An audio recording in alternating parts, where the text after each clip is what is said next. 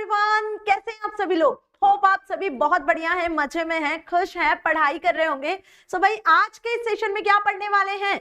अभय batch की शुरुआत हो चुकी है आपके अपने आईटी सब्जेक्ट के साथ। होपफुली आपने प्रीवियस चैप्टर्स के वीडियोस देख लिए होंगे, उनसे आपको अंदाजा लग गया होगा कि पार्ट ए एम्प्लॉयबिलिटी स्किल्स में जो चैप्टर्स हम पढ़ रहे हैं यूनिट 1 कम्युनिकेशन स्किल्स में, वो कितने इंपॉर्टेंट है, कौन कौन से इंपॉर्टेंट टॉपिक्स है, किस तरीके से अब आपको कवर करना है। तो कंटिन्यू कर रहे हैं चैप्टर 4 को, effective communication of unit 1 communication skills के, जिसमें आज के सेशन में जानेंगे कि इफेक्टिव कम्युनिकेशन क्या होता है, इसके क्या फैक्टर्स है, क्या बेनिफिट्स है, क्योंकि एज इट इज क्वेश्चन आपके एग्जाम में आते हैं। अब ये चीज तो आपको बहुत अच्छे से क्लियर हो गई है कि आपकी बुक से पार्ट ए से जो क्वेश्चंस आएंगे वो 10 मार्क्स के आएंगे, जिसमें 1 मार्क 2 मार्क के क्वेश्चंस होंगे। तो इन सभी चैप्टर से जो जो क्वेश्चंस मैं आपको बता रही हूँ वो 1 मार्क और 2 मार्क को ध्यान में रखकर ही बता रही हूँ, ताकि आप उसी स्ट्रेटेजी के साथ में अपनी पढ़ाई करो। अंडरस्टैंड? तो चलिए without going any delay let's start the session. अब जैसे इस चैप्टर का नाम इफेक्टिव कम्युनिकेशन, तो कम्युनिकेशन इफेक्टिव कब होता है? जब आप किसी से बहुत अच्छे से बात करते हो। सिर्फ अच्छे से बात करने से कम्युनिकेशन इफेक्टिव होता है क्या? नहीं ना। इफेक्टिव कम्युनिकेशन के लिए आपके अंदर वो स्किल्स होने चाहिए, आपको हर चीज का तरीका पता होना चाहिए। तो आज के सेशन में हम वही सारे फैक्टर्स, इंपॉर्टेंस, बेनिफिट्स जो कम्युनिकेशन को इफेक्टिव बनाने के लिए यूज किए जाते हैं डिस्कस करेंगे। अब सबसे पहले तो एक एग्जांपल लेके मैं आपको यहाँ बताती हूँ कि ये जो वेल नोन पर्सनालिटीज का मैंने फोटो यहाँ पे लगाया हुआ है, आपको दिख रहा होगा ना, सब पहचानते हैं बहुत अच्छे से, मिस्टर नरेंद्र मोदी और Mahatma Gandhi, are freedom fighter, Nelson Mandela. अब इन सभी को तो आप जानते हो, और भी बहुत सारे ऐसे रोल मॉडल्स हैं जो इंस्पिरेशन हमें प्रोवाइड करते हैं। अब ये क्यों फेमस है, क्या आप बता सकते हो कि ऐसा क्या है इन लोगों में जो ये इतने ज्यादा फेमस है कि हम हमेशा इनको याद रखते हैं? ये कहीं ना कहीं हमारी इंस्पिरेशन है। Why? Because they have the strong और effective communication skills। कहीं ना कहीं इनके पास वो communication skills हैं जो हम सभी को अट्रैक्ट करते हैं, जो हमें बताते हैं कि हाँ हमें सही पाथ में आगे बढ़ना है, कैसे काम करना है। और सिर्फ ना सिर्फ ये, बल्कि आपके भी लाइफ में भी कुछ ऐसे रोल मॉडल्स होंगे, जैसे हो सकता है आपके पेरेंट्स या फिर कोई एक्टर या फिर व्हाटएवर, जो पर्सन से आपको इंस्पिरेशन मिलती कि नहीं, या फिर हो सकता है आपका फ्रेंड ही हो जो कि बहुत पढ़ाई करता है, हर साल टॉपर आता है, मतलब क्लास में टॉपर है, हर चीज का उसको नॉलेज है, तो वो भी आपके लिए रोल मॉडल हो सकता है, इंस्पिरेशन हो सकता है, राइट। तो यहाँ पर ना इफेक्टिव कम्युनिकेशन बेसिकली यही चीज बताता है कि great leaders are well known personalities around the world like Mahatma Gandhi, Nelson Mandela, Narendra Modi and others have inspirational because of their effective communication skills। Okay, तो कम्युनिकेशन स्किल्स तो हर किसी के पास होते हैं, बातचीत तो हर कोई कर सकता है, लेकिन जिसकी बात में दम हो, जो अपनी बात को उस तरीके से रखे जैसे लोग सुनना चाहते हैं। अंडरस्टैंड? जैसे मैं यहाँ पर आपको चीजें समझा रही हूँ, आप जैसा मुझसे सुनना चाहोगे, यदि मैं वैसी ही बात आपसे करूंगी तो मीन्स व्हाट, कि आपको मेरी बात बहुत अच्छे से समझ में आएगी। Understand this thing? तो this communication will be effective communication. तो क्लियर हो रही है मेरी बात? सो यहां पर इफेक्टिव कम्युनिकेशन की यदि अब डेफिनेशन आ गई एग्जाम में, 2 नंबर में पूछ सकते हैं, बिल्कुल पूछ सकते हैं, पूछा है, प्रीवियस ईयर के क्वेश्चन पेपर में आया है ये क्वेश्चन। तो क्या लिख कर आओगे? Effective communication implies that transmitted content has been received and understood by the receiver in a manner that was intended by the sender. आ गई बात समझ में? वही लाइन जो मैंने समझाई कि आप जैसा सुनना चाह रहे हो, आप जैसे समझना चाह रहे हो, यदि मैं उसी लैंग्वेज में उसी तरीके से आपको समझाऊंगी तो आपको मेरी बातें क्विकली समझ में आएगी, एक इंटरेस्ट बना हुआ रहेगा और आपको चीजें क्लियर होती जाएंगी। और फिर इसका फीडबैक जो मुझे मिलेगा आपके ग्रेट मार्क्स के थ्रू, आप जब पेपर फोड़ कर आओगे और मुझे बताओगे कि मैम मुझे आईटी में फुल मार्क्स आए हैं, मैम मुझे आईटी में 100 में से 89, 90, 98, 99 ऐसे मार्क्स आए, 100 मार्क्स आए, तो ये सोचो कि जो हमने यहाँ ये 45 डेज में पढ़ाई की है ना कहीं उसका जो कम्युनिकेशन का तरीका था वो इफेक्टिव था, आपको सारी चीजें अच्छे से समझ में आ रही थी। Understand this thing? तो अब इसका एक और एग्जांपल जो आपकी बुक में दिया हुआ है, इस एग्जांपल से तो आपको चीजें क्रिस्टल क्लियर हो जानी है। देखो ये कहानी यहाँ पर दी हुई है, आपकी बुक में भी दी हुई है। क्या लिखा है? A king once dreamed that his teeth had fallen off. अब एक राजा होता है, वो सपना देखता है, उसको एक सपना आता है, उसको एक ड्रीम आता है कि उसके जितने भी टीथ हैं वो सब गिर गए, एक के बाद एक उसके सारे टीथ गिर गए, ये उसको सपना आया। अब जैसे ही वो दूसरे दिन जागता है मॉर्निंग में, तो सबसे पहले तो उसके पास जो पृष्ठ होता है उससे वो क्वेश्चन करता है। क्या क्वेश्चन करता है? वो उससे पूछता है कि मेरे सपने का क्या मतलब है ना? उसने पूछा कि मेरे सपने का क्या मतलब है, तो वहां जो पृष्ठ है वो क्या आंसर करता है कि this dream means you are going to see all your relatives die one after another. बहुत ध्यान से समझना है ना, पृष्ठ क्या आंसर कर रहा है कि आपके सपने का मतलब यह है कि आप एक के बाद एक अपने सारे रिलेटिव्स को मरते देखोगे, ये पृष्ठ ने कहा। अब ऐसा सुनकर किसी को भी गुस्सा आ जाएगा। अगर आपसे कोई कहेगा कि कल से आपके जितने भी रिलेटिव्स है वो एक के बाद एक मरने वाले हैं, तो आपको गुस्सा नहीं आएगा क्या कि ये क्या बोल रहा है? तो ऐसा सुनकर राजा को भी गुस्सा आ गया कि ये क्या आंसर कर रहा है, ये कैसी बात कर रहा है। तो उसने उस साधु को, पृष्ठ को अपने जो उसका राज्य से बाहर निकाल दिया और उसको पनिश किया। नाउ द एडवाइजर सेड, अब राजा के दिमाग में तो थी ये बात कि मुझे ऐसा सपना क्यों आया। फिर उसने एडवाइजर से पूछा, एडवाइजर जो सलाहकार होते हैं राज्य में, तो राजा ने फिर ये बात अपने सलाहकार से पूछी कि भाई सपने का क्या मतलब है बताओ। तो अब एडवाइजर की चतुराई देखो, उसने क्या कहा। एडवाइजर ने कहा, उसने ये बात कही कि this dream means you have a long life and will outlive all your relatives।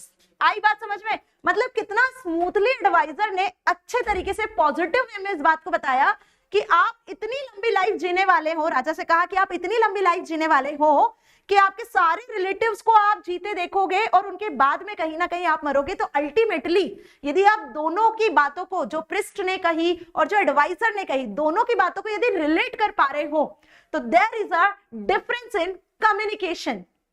Understand? पृष्ठ ने भी वही बात कही और एडवाइजर ने भी वही बात करी, दोनों ने सेम बात की ना। लेकिन राजा ने पृष्ठ को राज्य से बाहर निकाल दिया और एडवाइजर को तो रिवॉर्ड्स दिए, उसको और आगे प्रोत्साहित किया, मोटिवेट किया। ठीक है, क्यों? क्योंकि बात तो सेम ही थी लेकिन बात को बोलने का तरीका अलग था।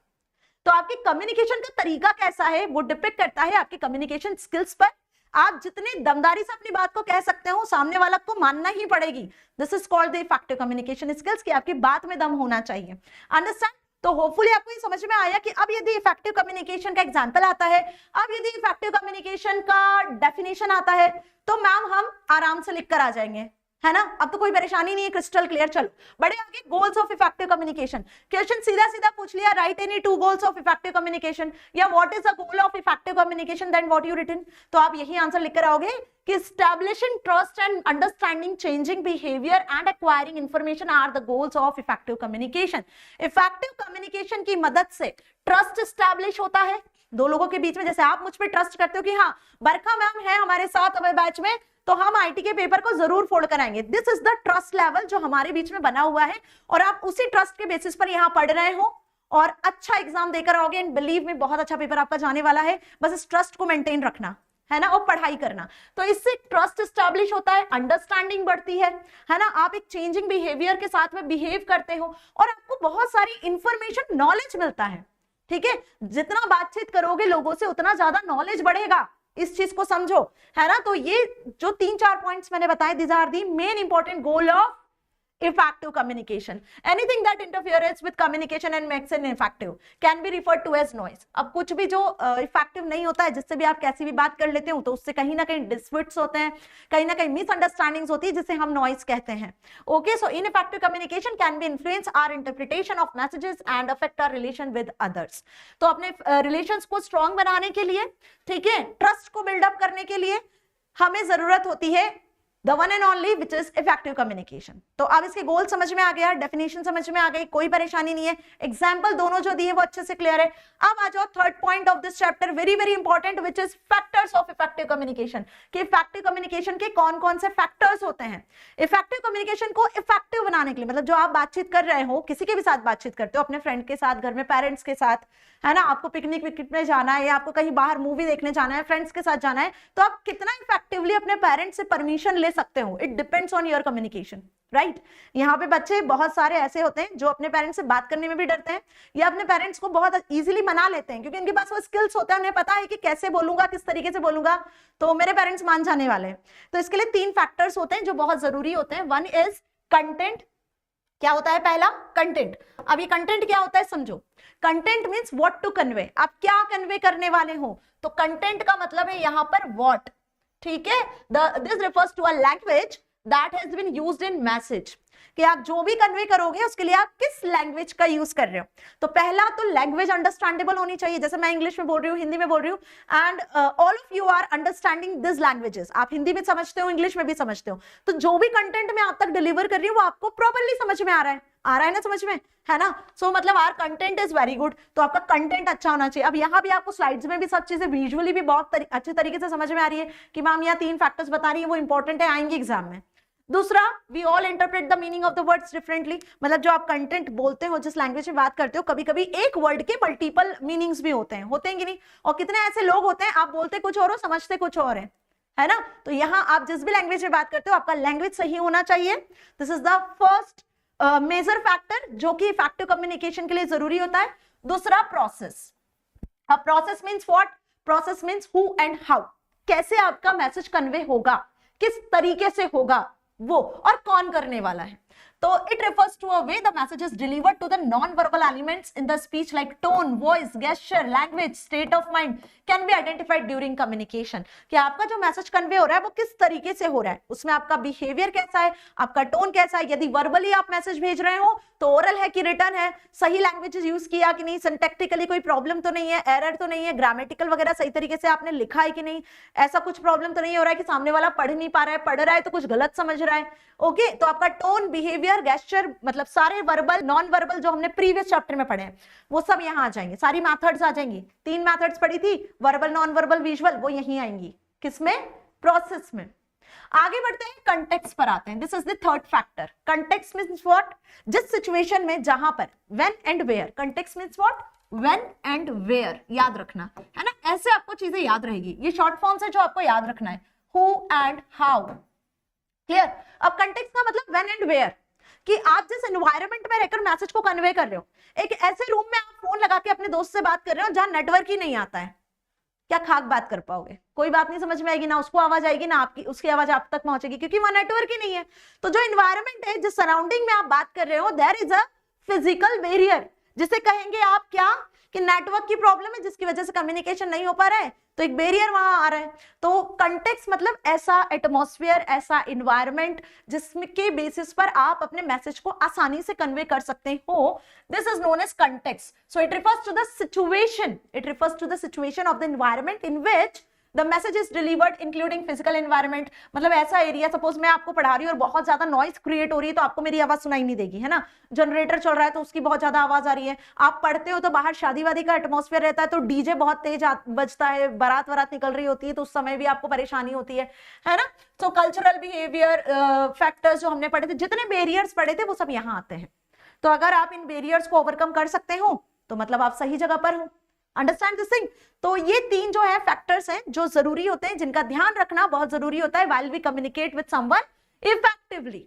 Okay, now 7 C's of effective communication. आपके कम्युनिकेशन को जो इफेक्टिव बनाने वाले 7 पॉइंट हैं जो C से स्टार्ट होते हैं, वो 7 C's कहलाते हैं। बहुत अच्छे से ध्यान से समझ लेना, इसको हाईलाइट कर लो, मार्क कर लो, इंपॉर्टेंट लिख लो, जो कर सकते हो कर लो, क्योंकि ये तो छप चुका पेपर में। ओके, ये जो 7 C's है ना कम्युनिकेशन के, ये आते हैं पेपर में, हर साल आते हैं। एमसीक्यूज में पूछ लेंगे, डेफिनेशन में पूछ लेंगे, कैसे भी पूछ लेंगे आपसे, या फिर कॉम्पिटेंसी बेस्ड क्वेश्चन का तो लेटेस्ट ट्रेंड चल रहा है, आपको पता ही है ना कि इस बार जो पेपर आएगा वो कॉम्पिटेंसी बेस्ड क्वेश्चन उसमें ज्यादा होंगे। तो इसके कॉम्पिटेंसी बेस्ड क्वेश्चन बनते हैं, वो आपसे एमसीक्यूज में पूछ सकते हैं, जो हम करेंगे सॉल्व, जो हम करेंगे। बिल्कुल मत सोचो कि मैं आपको कुछ सॉल्व नहीं करवाने वाली, सारी चीजें सॉल्व कराऊंगी। ये चैप्टर्स इसलिए पढ़ रहे हैं ताकि आपको रिवाइज हो सके कि भाई चैप्टर में आखिर है क्या, है ना। तो चैप्टर पढ़ना तो बहुत जरूरी है। एक बार तो जो बैकलॉग स्टूडेंट्स हैं, जिन्होंने आज तक बुक खोल के नहीं देखी है, जिन्होंने अभी तक पढ़ा नहीं है, उनके लिए तो बहुत जरूरी है, और जिन्होंने पढ़ लिया उनके लिए रिविजन हो रहा है। तो भाई सभी के लिए बहुत इंपॉर्टेंट क्लासेस चल रही है ना। चलिए, क्लियर। तो सबसे पहले जो कन्वर्सेशन आप करते हो वो क्लियर होना चाहिए। तो 7 C's ध्यान रखना जो एक कम्युनिकेशन के लिए बहुत जरूरी होते हैं। ये सारे 7 जो वर्ड्स है वो C से स्टार्ट होते हैं, इसलिए इसे 7 C's कहते हैं। First is clear. जो भी मैसेज कन्वे करना चाहते हो, जो मैसेज कंस्ट्रक्ट करते हो, वो क्लियर होना चाहिए। क्लियर समझ रहे हो? ट्रांसपेरेंसी होनी चाहिए आपके मैसेज में। आप जो बोल रहे हो सामने वाला वही समझे, है ना, कुछ और ना समझे। Understand? So clarity is also about avoiding the use of complex words. Sentences and confusing language, confusing words, complex words, इनका यूज नहीं करना। जितना सिंपल आपका मैसेज होगा ना, उतना जल्दी जो है वो रिसीवर आपकी बात समझेगा। अभी यहाँ पे मैं बहुत भारी भरकम वर्ड्स का यूज कर लूं जिनके मतलब ही नहीं पता है आपको ना मुझे, और यहाँ यूज कर लूं तो क्या समझ में आएगा? नहीं। और जितना क्लियर और जितना सिंपल मैं यहाँ लिखूंगी और जितना क्लियर सिंपल मैं बोलूंगी, उतना जल्दी आपके दिमाग में फिट हो जाएगी चीजें, है ना। तो क्लियर का मतलब समझ में आ गया। चलो बड़े आगे, विच इज कॉन्साइज। अभी कॉन्साइज का क्या मतलब होता है? Small, short. जितना स्वीट और जितना शॉर्ट वे में आप बात करोगे, जितना प्रिसाइज वे में आप लिखोगे, जितना कम पेज में लिखोगे, जितनी छोटी एप्लीकेशन आप लिखोगे, उतनी बेस्ट होगी। आजकल किसी के पास समय नहीं है कि वो भर भर के पेज पढ़ेगा या बहुत आधे घंटे 2 घंटे तक आपके लेक्चर्स को सुनेगा, किसी के पास समय नहीं होता है। शॉर्ट एंड स्वीट आपका मैसेज होना चाहिए, then it will be effective. Understand? So conciseness refers to explaining things in a brief and comprehensive manner. The fewer the words, the more impressive and effective is the communication. जितने कम words बोलोगे, जितने कम words में अपनी बात रखोगे, उतना अच्छा आपका इफेक्टिव कम्युनिकेशन होगा। It must be precise to the point. मतलब कुल मिला के आंसर भी लिख कर आओगे ना एग्जाम में, सब्जेक्ट के या किसी भी सब्जेक्ट के, ध्यान से सुन लो, यदि किसी भी सब्जेक्ट में कोई क्वेश्चन का आंसर भी लिख कर आ रहे हो और यदि उसे टू द पॉइंट लिख कर आए हो बिना एलैबोरेट किए, तो आपको बहुत अच्छे मार्क्स मिलेंगे। ठीक है। Now the next is concrete. What is the meaning of concrete? It is also start from C. Concrete means what? It refers to the communication that is believable and credible. ऐसी information दो जिसपे लोग विश्वास कर सके, जो believable हो, है ना। जो अफवाहें होती हैं, फेक चीजें होती हैं, वो नहीं बोलना है। बहुत सारी फेक रील्स आती हैं, बहुत सारी फेक इंफॉर्मेशन आप सोशल मीडिया पे देखते हो कि नहीं, है ना। हम क्या करते हैं कि जो लोग नहीं जानते हैं वो तो विश्वास कर लेते हैं, और जिन्हें पता है कि हाँ ये फेक है, ये ट्रस्टेबल नहीं है, तो हम उसमें विश्वास नहीं करते। तो जो भी आप मैसेज कन्वे करते हो कम्युनिकेशन के टाइम पे, वो कंक्रीट होना चाहिए, बिलीवेबल होना चाहिए, ट्रस्टेबल होना चाहिए, ताकि रिसीवर आपकी बात को समझ सके। और इससे क्या बिल्ड होगा? इससे ट्रस्ट बनेगा। अंडरस्टैंड? और ट्रस्ट बनेगा तो कहीं ना कहीं आपकी रिलेशनशिप अच्छी होगी। Okay, now correct. Next is correct. अब करेक्ट का क्या मतलब होता है? सही। गलत इंफॉर्मेशन नहीं देनी है, सही देनी है। सही मतलब ग्रामेटिकल कोई एरर नहीं होना चाहिए, बोल रहे हो तो वर्ड सही होने चाहिए, पंक्चुएशन सही होना चाहिए, वोकैबुलरी सही होना चाहिए, है ना, एक्यूरेसी मेंटेन होना चाहिए। कुल मिला के तो करेक्ट का मतलब accuracy should be maintained while we communicate with someone. So this is the important element. जब आपकी वोकैबुलरी सही नहीं होगी, जब आपका प्रोनाउंसिएशन सही नहीं होगा, तो सामने वाले को सुनने में कोई इंटरेस्ट नहीं आना है, वो आपकी बात सुनेगा ही नहीं। ओके, तो करेक्ट होना चाहिए। Now the next is coherent. अब कोहेरेंट का मतलब क्या होता है? इसका मतलब होता है रिलेटेबल। आप जिस भी टॉपिक से रिलेटेड बात कर रहे हो तो उससे रिलेटेड ही करो, उस लिंक से हटो मत। बहुत से लोग ऐसे होते हैं, मैंने देखे अपनी लाइफ में, कि वो बताते कुछ और है और फिर बताते बताते पहुंच जाते कहीं और है। मतलब सपोज मैं अपनी बात लूं तो मैं यहाँ आपको कम्युनिकेशन स्किल पढ़ा रही हूँ और धीरे से फिर मैं बॉलीवुड मूवी पे पहुंच गई हूँ, सलमान खान शाहरुख खान की बात कर रही हूँ, है ना। तो this is not related with our topic ना।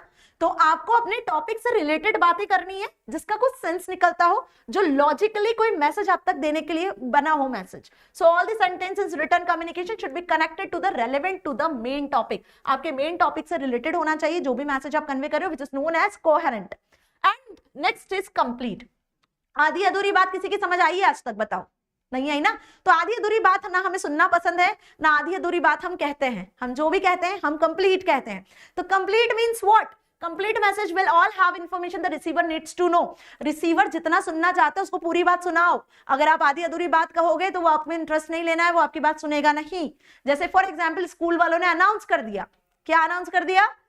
कि पिकनिक ले जा रहे हैं, चलो, बस इतना बता दें कि पिकनिक जाएंगे। अब आप बड़े खुश हो कि पिकनिक जाएंगे जाएंगे जाएंगे, लेकिन कब जाएंगे, कहाँ जाएंगे, कैसे जाएंगे, कितने बजे जाएंगे, क्या क्या सामान लेकर जाना है, क्या नहीं लेकर जाना है, क्या प्रोसेस फॉलो करना है, कुछ बताया नहीं। तो this is known as incomplete information. तो कंप्लीट इंफॉर्मेशन कब होती है? कंप्लीट इंफॉर्मेशन तब होती है जब रिसीवर को आप सारी बातें बताते हो जिससे उसको कोई क्वेश्चन अराइज ना हो। अब जैसे मैं आपको यहाँ समझा रही हूँ, अब इनसे रिलेटेड आपको यदि कोई भी क्वेश्चन आपके माइंड में रहेगा तो कहीं ना कहीं आपके माइंड आपको चीजें या तो समझ नहीं आ रही होगी, और यदि आपको ये सारे टॉपिक्स क्रिस्टल क्लियर होते चल रहे हैं कि हाँ इस सी का मतलब, इस कंप्लीट का मतलब ये है, इस कोहेरेंट का मतलब ये है, तो इट मींस कि our communication is effective, very effective communication. Understand this thing. तो कंप्लीट का मतलब पूरी इंफॉर्मेशन देना है जितना रिसीवर सुनना चाहता है, उसके माइंड में ना कोई डाउट या कोई क्वेश्चन ना रहे। तो जब भी आप किसी को कुछ समझाते हो, कुछ बताते हो, तो इसी इंटेंशन से बताते हो ना कि उसको डाउट ना रहे, कुछ भी उसको सारी चीज समझ में आ जाए। Okay, now the last is courteous. And courteous is what? Courteous means polite. हमेशा जो भी बात कहते हो वो रेस्पेक्टफुली पोलाइट वे में कहना चाहिए, क्योंकि ये जो है ना सबसे इंपॉर्टेंट है। किसी को डांट भी रहे हो ना, पोलाइटली डांटोगे, रेस्पेक्ट में बात करोगे, तो कहीं ना कहीं वो हमेशा आपसे इंप्रेस रहेगा, वो हमेशा आपकी बात को सुनने के लिए जागरूक रहेगा। लेकिन वही यदि आप किसी से बुरी टोन में बात करोगे, किसी को एंग्री होके बहुत ज्यादा बात करोगे, गुस्से में डांट वाट दोगे, तो वो दोबारा आपका फेस भी नहीं देखेगा, वो आपसे बात करना ही पसंद नहीं करेगा। तो जब भी आप किसी के साथ कम्युनिकेट करते हो तो बी पोलाइट, बी रिस्पेक्टफुल, इस चीज का हमें खास ख्याल रखना होता है। चाहे फिर किसी को आप अच्छे लगते हो नहीं लगते हो, बट रेस्पेक्ट तो मेंटेन करनी पड़ेगी, है ना। यही हमें इंडिया में सिखाया जाता है, हमारे पेरेंट्स सिखाते हैं, टीचर्स सिखाते हैं कि whenever you communicate with someone the message should convey respect to the receiver. Receiver को आपको रिस्पेक्ट देना है, जिससे भी आप बातचीत कर रहे हो, चाहे वो आपसे छोटा हो चाहे वो आपसे बड़ा हो, ये ध्यान रखना है। So the feelings and views of receiver along with his knowledge, experience and age must be considered, it also the respect for the receiver. Okay, so one must be sensitive to the culture and background for the receiver, specifically when communicating with people from different ethnicities. Even if you disagree with the receiver, it is essential for you to understand and respect this point of view. मतलब यहाँ पे एक line कही हुई है जो important है कि कभी कभी होता है हमारी लाइफ में कि हम किसी की बात को एग्री नहीं करते, ठीक है। आपके दोस्तों के साथ आपको देखा होगा, कोई एक दोस्त आपके फेवर में बोल रहा है तो आप एग्री कर लोगे, लेकिन दूसरा दोस्त आपके फेवर में नहीं बोल रहा है तो आप उसको डिसएग्री करोगे। तो ऐसा नहीं कि अगर वो आपके फेवर में नहीं बोल रहा है तो आप उससे लड़ो या उसको कुछ भी गलत कहो। हमेशा आपको डिसएग्री होते भी हो तो आपको ये पोलाइटनेस और रेस्पेक्टफुलनेस को नहीं बोलना है। ओके, जिन बंदों में ये चीज होती है ना, वो हमेशा लाइफ में आगे बढ़ते हैं, वो हमेशा लाइफ में आगे बढ़ते हैं। तो रेस्पेक्ट कभी भी किसी को नहीं दो, ऐसा सोचना भी मत। हमेशा, चाहे छोटे हो चाहे बड़े हो, आपको ऐसा लगता है कि आप किसी पॉइंट से डिसएग्री हो रहे हो या आपके फेवर में नहीं है, तो वहां भी काम रहो, वहां भी गुस्सा नहीं करना है, अपने टोन को नहीं बिगाड़ना है। Okay, so this all are the points which are the 7 C's. Hope you all have clear all the points. This is very very important. Clear, concise, concrete, correct, coherent, complete. कैसे relate करोगे? Clear, clear means what? Transparency होनी चाहिए, है ना। Clear means आपका जो vocabulary, pronunciations है, जो मैसेज है वो सिंपल होने चाहिए, टफ वर्ड्स यूज नहीं करने हैं। कॉन्साइज, टू द पॉइंट, जितना प्रिसाइज, जितने कम वर्ड्स उतना इफेक्टिव कम्युनिकेशन। कंक्रीट, कंक्रीट को रिलेट कर सकते हो बिलीवेबल और ट्रस्टवर्दी से, मतलब जो भी बोल रहे हो उस पर ट्रस्ट करना होना चाहिए, सही सटीक बात कहनी है। करेक्ट मतलब एक्यूरेसी, गलत नहीं करना है, कोई एरर नहीं होनी चाहिए आपके मैसेज में, है ना। Vocabulary, punctuation, tone, everything is correct. देखो यहाँ लिखा हुआ है ना भाई, सेंटेंस जो बना रहे हो तो सही सेंटेंस फॉर्म करो, कोई ग्रामेटिकल एरर नहीं होना चाहिए। कोहेरेंट का मतलब क्या होता है? बात वही करो जिसका कोई सेंस बनता है, जो आपके टॉपिक से रिलेटेड है, टॉपिक से हट के बात नहीं करनी है। कंप्लीट मतलब आधी अधूरी बात नहीं कहनी है, पूरी बात कहनी है। रिसीवर के माइंड में कोई क्वेश्चन नहीं होना चाहिए। And the last is courteous, जो भी कहो पोलाइट और रेस्पेक्टफुल होकर कहो। So this all are the 7 C's which is very very important in this chapter. Every year this questions comes. Okay, तो आपको ये ध्यान रखना है कि इसकी इंपॉर्टेंस कितनी है। Now the last topic of this chapter which is benefit of effective communication. अब जिसकी कथा हम इतनी देर से सुन रहे थे, जिसकी कहानी हम सुन रहे थे, effective communication, मैम आखिर इसके फायदे क्या हैं? हम कर्टियस होके बात कर लेंगे, कंप्लीट बात करेंगे, क्लियर कहेंगे, 7 C's को फॉलो करेंगे। तो बिलीव मी, यदि आप अपनी लाइफ में इन 7 C's को फॉलो करते हो तो आप एक बहुत अच्छे इफेक्टिव कम्युनिकेशन पर्सन बन सकते हो। आपका कम्युनिकेशन स्किल्स अपने आप डेवलप होगा। तो अब इसके क्या फायदे, क्यों करना है? पहला फायदा, इफेक्टिव कम्युनिकेशन रिड्यूस मिसअंडरस्टैंडिंग। जो मिसअंडरस्टैंडिंग्स हो जाती है ना कभी कभी, वो सब दूर हो जाती है बात करने से। जब बात करोगे तो ही तो आपकी मिसअंडरस्टैंडिंग्स दूर होगी। Effective communication creates a comfortable environment where people of the same or different genders, religions or cultural backgrounds who behave and think differently can share their thoughts, feelings and ideas. जब अलग अलग cultures के लोग रहते हैं, यदि उनके cultures को रिस्पेक्ट करते हो तो साथ में मिलकर भी वो अलग अलग कल्चर्स के लोग काम कर सकते हैं। तो एक कंफर्टेबल एनवायरनमेंट क्रिएट होता है। दूसरा, effective communication allows the people involved to build trust and remove any negative emotions. Obvious, trust is the important factor. Okay, now effective communication skills increase our self-respect because we can deliver our message confidently and receive outcome that we hoped for. तो यहाँ पर confidence develop होता है, confidence बढ़ता है तो motivation तो पीछे पीछे से ऑटोमेटिकली आ जाती है। और जब कॉन्फिडेंस और मोटिवेशन दोनों आपके पास है तो सक्सेस दूर नहीं होती है, सक्सेस का दरवाजा हमेशा खुला रहता है। Understand this thing. तो जो पर्सन्स के कम्युनिकेशन स्किल्स अच्छे होते हैं उनके अंदर कॉन्फिडेंस अपने आप आता है, चीजों को सॉल्व करना कैसे है उन्हें पता होता है ना, वो लोगों से बात करके ही अपनी प्रॉब्लम्स को सॉल्व कर लेते हैं। Understand? Now, however, the most significant benefit of effective communication technique is that improves our relationship with others. Jin persons का effective communication है, उनके बात करने का तरीका बहुत अच्छा है, तो वो हर किसी के साथ में इजीली रिलेशनशिप बना लेते हैं, है ना। उनको ऐसा नहीं लगता है कि यार इस बंदे से बात नहीं करना, ये अच्छा नहीं है, वो बुरा नहीं है। आपके अंदर यदि क्वालिटी है तो आप सबसे बात कर लोगे। ओके, नाउ इसी के साथ ये सेशन यहाँ खत्म करते हैं। इस चैप्टर से क्या क्या इंपॉर्टेंट टॉपिक्स हैं, उन पर किस तरीके से क्वेश्चंस आ सकते हैं, फैक्टर्स क्या होते हैं, 7 C's क्या होते हैं, बेनिफिट्स क्या है, डेफिनेशन क्या है, कौन कौन से प्रिंसिपल्स है, वो सारी चीजें हमने कवर कर ली है ना। मिलेंगे अगले सेशन में अगले नेक्स्ट चैप्टर के साथ में, इंपॉर्टेंट टॉपिक्स के साथ में, जो आपके पेपर में 100% आएंगे। पेपर को फोड़ कर आना चाहते हो तो पूरा सेशन ध्यान से देखना, अच्छे से पढ़ाई करना। Thank you so much.